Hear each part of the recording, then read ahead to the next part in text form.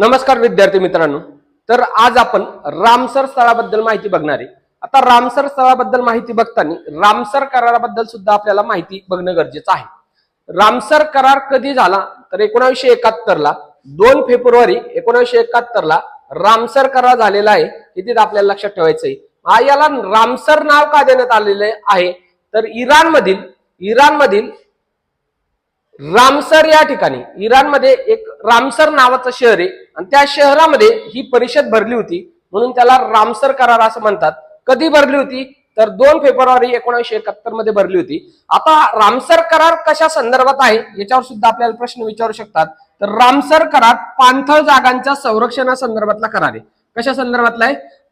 पाणथळ जागांच्या संरक्षणासंदर्भातला करार आहे रामसर करार। हे तिथे आपल्याला लक्षात ठेवायचंय। आणि याला रामसर नाव का दिलेलं आहे तर रामसर या शहरामध्ये एक परिषद भरली होती आणि त्या परिषदेमध्ये हा करार मान्य केलाय, म्हणून त्याला रामसर करार म्हणतात। आणि हे शहर कोणत्या ठिकाणी आहे तर इराणमध्ये आहे, हे तिथे आपल्याला लक्षात ठेवायचं आहे। त्यानंतर 1971 ला जरी करार झालेला असला तरी हा करार कधी स्वीकारण्यात आलाय तर हा करार 1975 ला स्वीकारलेला आहे, हे तिथे आपल्याला लक्षात ठेवणं गरजेचं आहे। मात्र भारत 1975 ला रामसर कराराचा सदस्य देश नव्हता। मग भारत कधी झाला तर 1 फेब्रुवारी 1982 मध्ये भारत रामसर कराराचा सदस्य देश म्हणून नोंदणी केलेली आहे, किंवा भारत हा रामसर कराराचा सदस्य देश झालेला आहे। रामसर कराराचं मुख्यालय कुठे आहे आता चेक करा। रामसर हे शहर कुठे आहे तर इराकमध्ये। मात्र रामसर कराराचं जे काही मुख्यालय आहे ते मुख्यालय कुठे आहे? ग्लँड या ठिकाणी आहे। आणि हे कुठं आहे तर स्वित्झर्लंड मध्ये आहे, हे तिथे आपल्याला लक्षात ठेवायचं। परत सांगतोय, रामसर शहर जर विचारलं तर इराकमध्ये सांगा, रामसर शहर जर विचारलं तर इराणमध्ये सांगा, इराणमध्ये। आणि जर मुख्यालय विचारलं तर ग्लँड सांगा, म्हणजे कुठं आलं तर स्वित्झर्लंड मध्ये आलेलं आहे, हे तिथे आपल्याला लक्षात ठेवणं गरजेचं आहे। चेक करा। आता रामसर म्हणजे रामसर किंवा पाणथळ दिवस, किंवा त्यालाच आपण काय म्हणतो जागतिक पाणथळ दिवस, हा 2 फेब्रुवारी आहे। हे सर्वांनाच माहित असेल। मात्र हा दिवस जागतिक पाणथळ दिवस म्हणून कधी साजरा करण्यात किंवा कधीपासून साजरा करण्याला सुरुवात झाली तर 1997 पासून साजरा करायला सुरुवात झालेली आहे, हे सुद्धा आपल्याला त्या ठिकाणी लक्षात ठेवणं गरजेचं आहे। मग 2 फेब्रुवारी हा जागतिक पाणथळ दिवस असेल तर 2 फेब्रुवारी आताच झालेली आहे। मग 2 फेब्रुवारी 2026 ची थीम काय आहे याच्यावर सुद्धा आपल्याला क्वेश्चन येऊ शकतोय। तर 2026 ची थीम आहे बघा, वेल्थलँड अँड ट्रॅडिशनल नॉलेज आणि सेलिब्रेटिंग कल्चरल हेरिटेज। ही काय तर जागतिक पाणथळ दिन 2026 ची काय थीम आहे, हे पण आपल्याला तिथं लक्षात ठेवणं गरजेचं आहे। त्यानंतर जगातलं पहिलं रामसर स्थळ कोणतं असेल? जगातलं पहिलं रामसर स्थळ कोणतं असेल तर चेक करा। कोबोर द्वीप ऑस्ट्रेलियाचं पहिलं रामसर स्थळ आहे। कधी दर्जा भेटलाय तर 1974 ला दर्जा भेटलेला आहे, हे तिथं लक्षात ठेवायचं। मग जगातलं जर पहिलं माहिती असेल तर भारतातलं सुद्धा आपल्याला पहिलं माहिती असणं गरजेचं आहे। मग 1981 ला 2 स्थळांना, भारतातील 2 स्थळांना रामसर स्थळाचा दर्जा देण्यात आलेला आहे। आणि भारत सदस्य देश म्हणून कधी नोंदणी झाली आहे तर चेक करा, 1982 मध्ये झालेली आहे। मात्र त्या अगोदर भारतातल्या 2 स्थळांना रामसर स्थळाचा दर्जा देण्यात आलेला होता। आणि पहिलं स्थळ कोणतं आहे तर चिल्का सरोवर कोणत्या राज्यात येते तर ओडिशा राज्यात येते। त्याच्यानंतर दुसरं कोणतं आहे तर केवलादेव राष्ट्रीय उद्यान, हे कुठे येते तर राजस्थान मध्ये येते, हे सुद्धा आपल्याला तिथं लक्षात ठेवणं गरजेचं आहे। दोन्ही रामसर स्थळांना एकाच वर्षी रामसर स्थळाचा दर्जा देण्यात आलेला आहे। ते कधी तर 1981 ला। आणि दिवस सुद्धा तोच आहे आणि साल सुद्धा तेच आहे। जगातलं पहिलं लक्षात ठेवा, भारतातलं सुद्धा पहिलं लक्षात ठेवा। जगातलं पहिलं कोणतं आहे तर कोबोर द्वीप ऑस्ट्रेलियामध्ये आहे। कोणत्या देशात मधील आहे असं सुद्धा विचारू शकतात, तर ऑस्ट्रेलिया मधलं आहे, हे सुद्धा तिथं लक्षात ठेवायचं आहे। त्यानंतर भारताच्या संदर्भातलं जर लक्षात घेतलं तर भारतातलं सर्वात मोठं रामसर स्थळ कोणतं? भारतातलं सर्वात मोठं जर रामसर स्थळ विचारलं तर सुंदरबन हे भारतातलं सर्वात मोठं रामसर स्थळ आहे। कोणत्या राज्यात आहे असं सुद्धा विचारू शकतात, तर पश्चिम बंगाल या राज्यामध्ये आहे। आणि सर्वात लहान जर विचारलं, सर्वात लहान आहे रेणुका सरोवर। काय रेणुका सरोवर, आणि हे कोणत्या राज्यात आहे तर हिमाचल प्रदेशमध्ये आहे, हे तिथं आपल्याला लक्षात ठेवायचं आहे. म्हणजे सर्वात मोठं विचारलं तर सुंदरबन आणि सर्वात लहान विचारलं तर कोणतं, रेणुका सरोवर. मात्र पहिले जर विचारलं तर दोन आहेत, कोणकोणते, तर ते पण आपल्याला इथं लक्षात ठेवणं गरजेचे आहे. एक चिल्का सरोवर आणि दुसरं कोणतं आहे, केवलादेव राष्ट्रीय उद्यान राजस्थान मधलं आणि चिल्का सरोवर ओडिसा मधलं. म्हणजे थोडा फरक आहे, तो फरक आपल्याला इथं लक्षात ठेवणं गरजेचं आहे. मग भारतामध्ये एकूण किती रामसर स्थळ झाले असा सुद्धा क्वेश्चन आपल्याला विचारू शकतात. तर फेब्रुवारी 2026 काय म्हणायला लागलोय, फेब्रुवारी 2026 ला 2 स्थळांना रामसर दर्जा दिल्यामुळे भारतातील रामसर स्थळांची संख्या झाली आहे 98. किती झाली आहे, 98 संख्या झालेली, हे तिथं आपल्याला लक्षात ठेवायचं. मग जागतिक लेवलचा जर विचार केला तर भारत हा रामसर स्थळ असणारा तिसरा देश ठरतोय. कितवा देश ठरतोय, तिसरा. मात्र जर आशियाचा विचार केला किंवा आशिया खंडाचा जर विचार केला तर रामसर स्थळाच्या संदर्भात सर्वाधिक रामसर स्थळ कुठे आहेत, तर भारतात आहेत, हे सुद्धा आपल्याला तिथं लक्षात ठेवायचं आहे. म्हणजे चेक करा, जगाचा जर विचार केला तर तिसरा क्रमांक लागतोय. आणि जर आशिया खंडाचा विचार केला तर भारताचा पहिला क्रमांक लागतोय.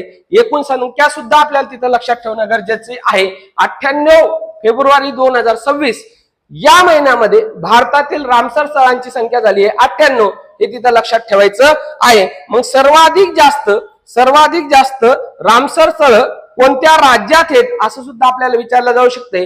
तर भारताचा जर विचार केला तर सर्वाधिक जास्त रामसर स्थळ असणारं राज्य कोणतं आहे, तर तामिळनाडू आहे. आणि तामिळनाडूमध्ये किती आहेत, तर 20 रामसर स्थळ आहेत. त्यानंतर उत्तर प्रदेशमध्ये किती आहेत, तर 11 आहे. महाराष्ट्रात किती आहे, तर महाराष्ट्रात 3 आहेत. कधी मिळालंय ते सुद्धा आपण बघणारच आहे. मात्र सर्वात जास्त रामसर स्थळ कोणत्या राज्यात आहेत, तर तामिळनाडू या राज्यामध्ये. आणि उत्तर प्रदेशचा दुसरा क्रमांक लागतोय. उत्तर प्रदेशमध्ये किती आहेत, तर 11 आहे, हे तिथं लक्षात ठेवायचं. जसं भारताच्या दृष्टीने राज्याचं विचारलं तसं जगाचं सुद्धा विचारू शकतात.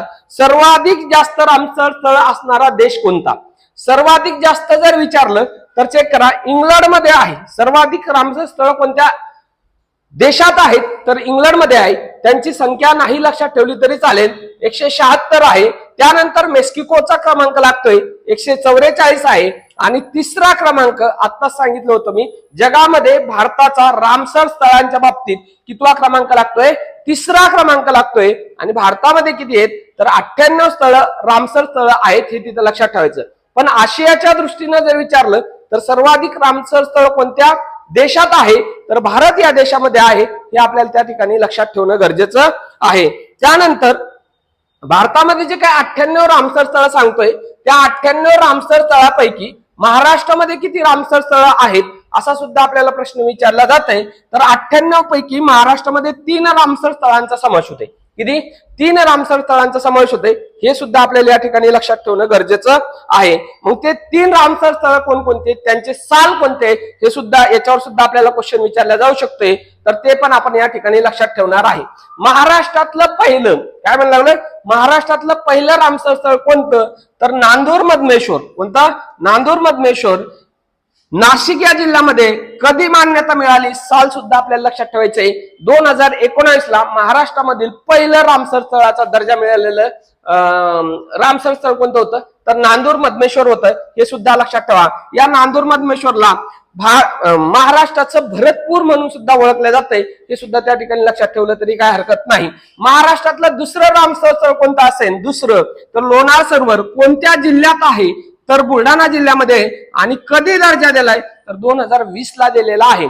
म्हणजे पहिलं रामसर स्थळ 2019चं, दुसरं कधीचं, तर 2020चं. आणि तिसरं रामसर स्थळ कोणतं आहे, तर ठाणे खाडी आहे. आणि ठाणे खाडीला कधी मान्यता दिली, तर 2022 ला मान्यता दिलेली आहे, हे तिथं लक्षात ठेवायचं.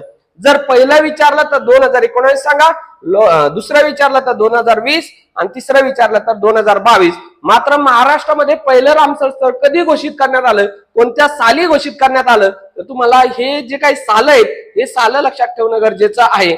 आणि नांदूर मधमेश्वर तसंही तुम्हाला जीएस मध्ये आहेच, किंवा नांदूर मधमेश्वर अभयारण्य कुठं आहे, तर नाशिकमध्ये आहे. त्याच्यानंतर लोणार सरोवर कोणत्या जिल्ह्यात येते, तर बुलढाणा जिल्ह्यात येते. ठाणे खाडी तर सगळ्यांनाच माहिती आहे, ठाण्यामध्ये असणार आहे. मात्र सालावर जर क्वेश्चन आला तर चुकण्याचे चान्सेस आहेत. त्याच्यामुळे 2019, 2020 आणि 2022 हे तिथं आपल्याला लक्षात ठेवणं गरजेचं आहे. हे नांदूर मधमेश्वरचं चित्र आहे, हे लोणार सरोवराचं चित्र आहे आणि हे ठाणे खाडीचं चित्र आहे. हे त्या पद्धतीने लक्षात ठेवलं तरी काय हरकत नाही. त्यानंतर बघा, त्यानंतर फेब्रुवारी 2026 रोजी भारतामध्ये आणखी 2 रामसर स्थळांचा दर्जा मिळालेले 2 ठिकाण आहेत. म्हणजे मी सुरुवातीला सांगितलं होतं की बाबा फेब्रुवारी 2026 या दिवशी किंवा फेब्रुवारी महिन्यामध्ये 2026 मध्ये भारतामध्ये एकूण रामसर स्थळ किती आहेत तर 98 आहेत. 98 झाले असं म्हणावं लागेल, कारण काय, या 2 रामसर स्थळांचा समावेश या 98 मध्ये करण्यात आलाय. मग फेब्रुवारीच्या अगोदर जानेवारी 2026 मध्ये किती होते, जानेवारीचं जर विचारलं तुम्हाला, जानेवारी 2026 जर विचारलं तर तुम्हाला 96 सांगणं गरजेचं आहे. मात्र फेब्रुवारी 2026 विचारलं तर तुम्हाला 98 सांगणं गरजेचं आहे. जर त्यांनी विचारलं जानेवारी महिना विचारला तर 96 सांगा, आणि फेब्रुवारी किंवा किती आहेत असं जरी विचारलं तर 98 सांगा. एकूण रामसर स्थळ किती तर उत्तर त्याचं 98 द्यायचं. मात्र डेट दिली त्यांनी जानेवारी 2026, तर मात्र त्या ठिकाणी तुम्हाला 96 उत्तर देणं अपेक्षित आहे, हे तिथं लक्षात ठेवायचं. मग जे काही 2 नवीन स्थळ समाविष्ट करण्यात आले ते कोणकोणते आहेत किंवा कोणत्या राज्यातले आहेत याच्यावर सुद्धा आपल्याला क्वेश्चन येऊ शकते. तर छारी